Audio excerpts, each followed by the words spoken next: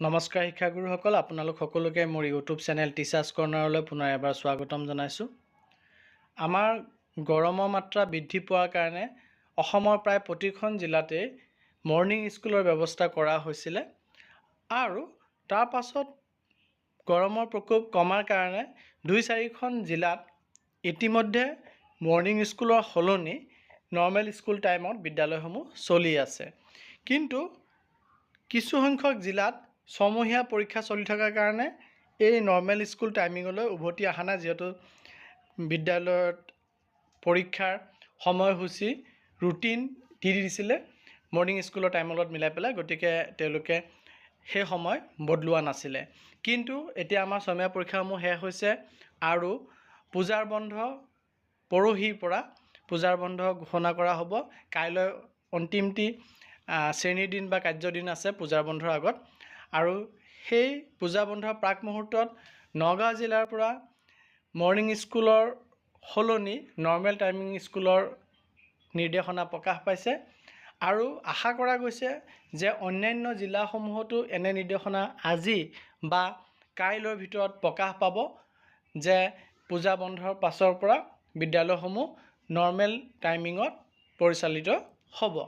নগাঁও জিলাৰ আদেশটি মই আপোনালোকক স্ক্ৰীনত দেখুৱাব চেষ্টা কৰিছোঁ।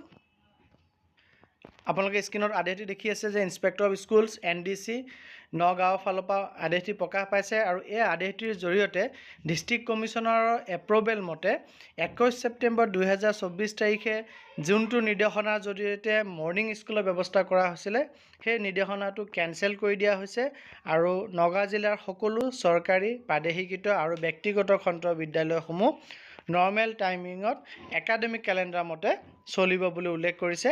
আৰু কোনকেইটা category school, LP school, ME school, higher senior secondary school, সকলোবোৰ গভৰ্ণমেণ্ট, প্ৰভিঞ্চিয়েলাইজ আৰু প্ৰাইভেট বিদ্যালয় নৰ্মেল টাইমত চলিব।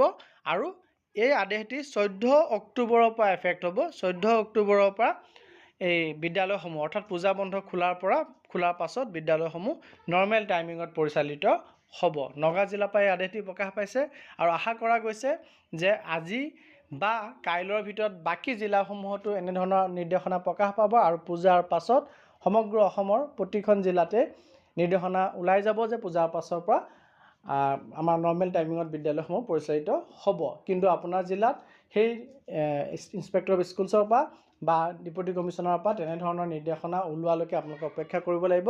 তেনেধৰণৰ নিৰ্দেশনা পোৱাৰ পাছতহে আপোনালোকে সেই নিৰ্দেশনা মতে মৰ্ণিং স্কুল চলাব নে 9 বজাত স্কুল আৰম্ভ কৰিব সেই সিদ্ধান্ত গ্ৰহণ কৰিব পাৰিব। ধন্যবাদ।